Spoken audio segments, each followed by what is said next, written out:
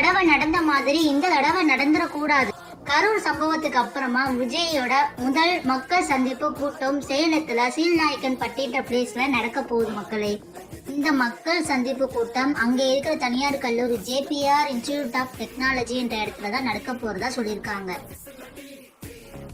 அத்துமீறி ஒருத்தர் கூட உள்ள நுழைய கூடாதுன்னு தகர சீட்டுகளால டிவிகே நிர்வாகிகள் கொடுத்த ட்விஸ்ட்னு தாங்க சொல்லலாம்.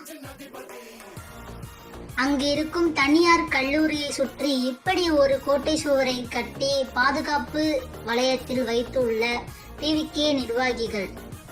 கூட்டத்தில் இருக்கும் தொண்டர்கள் அத்துமீறி உள்ள நுழையிறது வெளியில வரதை தடுக்கிறதுக்கு தடுப்பு சுவரா இந்த தகர சுவரை ரெடி பண்ணி செட் பண்ணிக்கிட்டு இருக்காங்க நம்ம டிவிகே நிர்வாகிகள்.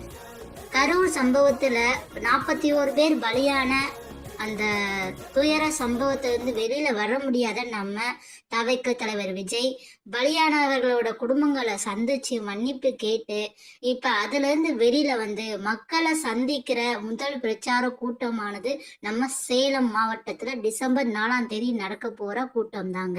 இந்த தடுப்பு சுவர் வந்து அத்துமீறி, அதாவது விஜயோட ஃபேன்ஸோ தொண்டர்களோ அத்துமீறி உள்ள நுழைஞ்சி எந்த ஒரு பிரச்சனையும் எந்த ஒரு தடங்களும் பண்ணிடக்கூடாதுன்னு தான் இந்த தடுப்பு சுவர் போடப்பட்டுள்ள தகவல் வெளியாகி உள்ளது.